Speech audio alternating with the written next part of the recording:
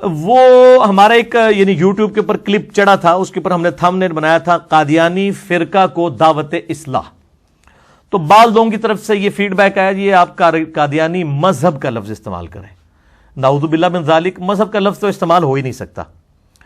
تو یہ اب جو ڈفرینس ہے ان الفاظ کے اندر، اب اگر کسی بندے کو یعنی قرآن کا مطلب نہیں پتا اور وہ اب یہ ڈیمانڈ کرے کہ جی آپ قرآن کا لفظ نہ استعمال کیا کریں اپنے لیکچر میں، کتاب اللہ کہا کریں، مجھے پتہ ہی نہیں چلتا قرآن کس کو کہتے ہیں، تو اللہ دے بندے تو ایجوکیٹ ہو نا. اگر تنوں فرقے کا مطلب نہیں پتا تو اللہ دے بندے ایجوکیٹ ہو. ایک غریب تو بدتمیز، یعنی ایک آپ کے پاس نالج نہیں ہے، اوپر سے آپ لوگوں کے بارے میں کمنٹس کرتے ہیں. پہلے نالج تو حاصل کریں، علم کی بنیاد پہ کریں نا. فرق عربی میں کہتے ہیں ٹوٹ کے الگ ہونے والی چیز کو، یعنی یہ جو پتا بھی درخت سے ٹوٹ کے الگ ہوتا ہے نا، اس کو کہتے ہیں یہ فرق ہو گیا، الگ ہو گیا. فرقے کا لفظ ہی اپروپریٹ ہے قادیانیوں کے لیے کہ وہ امت کی مین سٹریم سے ٹوٹ کے الگ ہو چکے ہوئے ہیں، ٹھیک ہے، اور انہوں نے ایک ایسا عقیدہ گھڑ لیا جس کی وجہ سے امت کو ان کے خلاف تکفیر والے معاملے میں اجماع کرنا پڑا. اسی طریقے سے یہ اہل سنت کا آف شوٹ تھا، اہل سنت کا ایک فرقہ ہے، یہ شیعہ سے نہیں نکلا، یہ سنیوں سے فرقہ نکلا ہے.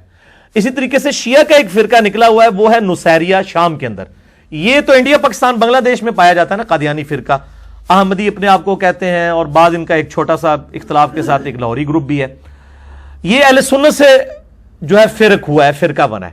ایک شیعہ سے ٹوٹ کے الگ ہوا ہے، وہ نصیریہ ہے، جو مولا علی رضی اللہ تعالیٰ عنہ علیہ السلام کے لیے الوہیت کلیم کرتے ہیں. ان کو کہتے ہیں وہ نعوذ باللہ خدا ہی ہے، نعوذ باللہ خدا انسانی شکل میں زمین پر آیا.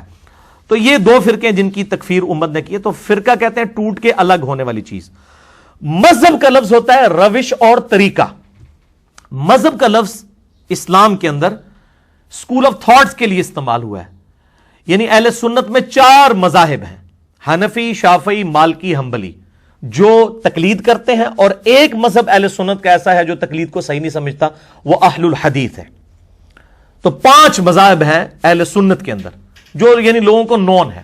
اسی طریقے سے اہل تشیع کے اندر بھی مذاہب موجود ہیں، اثنا عشری بھی ہیں، پھر ان کے اندر اسماعیلیہ بھی ہیں، بہریہ بھی ہیں، زیدیہ بھی ہیں. یہ سارے کے سارے جو ہیں ان کے اسکول آف تھاٹ ہیں، یہ مذاہب ہیں. دین سب کا اسلامی ہے. ان الدین عند اللہ الاسلام، اسلام مذہب نہیں ہے، اسلام دین ہے. مذاہب یہ ہے حنفی، شافعی، مالکی، حنبلی، اہل حدیث، اثنا عشری، زیدیہ، اسماعیلیہ، بہریہ، یہ سارے مذاہب ہیں، یعنی روش اور طریقے. ایک اور ورڈ استعمال ہوتا ہے مسلک کا. مسلک کہتے ہیں کسی راستے کی پیروی کرنے کو. تو یہ جو راستے آپ کے سامنے ہیں وہ راستے تو ہم سے ڈھکے چھپے نہیں ہیں. بریلوی، دیوبندی، اہل حدیث، یعنی وہ مسلک، وہ خود یہ کہہ رہے ہوتے ہیں، ہم تو نہیں ان کو چھیڑنے کے لیے کہتے، وہ خود کہتے ہیں مسلک اہل حدیث زندہ باد، مسلک بریلوی زندہ باد، مسلک دیوبندی زندہ باد. تو مسلک خود لفظ استعمال کر رہے ہوتے ہیں. ان کے لیے ذرا فرقہ لفظ استعمال کریں نا، فرقہ اہل حدیث، تو وہ آپ کو گالیاں نکالیں گے، کبھی بھی نہیں وہ کرنے دیں گے. وہ کہیں گے نہیں ہم فرقہ تو نہیں ہے، یہ تو مسلک اور مذہب ہے. فرقہ ان کو بھی پتا ہے کہ وہ ٹوٹ کے الگ ہونے والا ہے. تو یہ میں نے کلیریفیکیشن اس حوالے سے دے دی.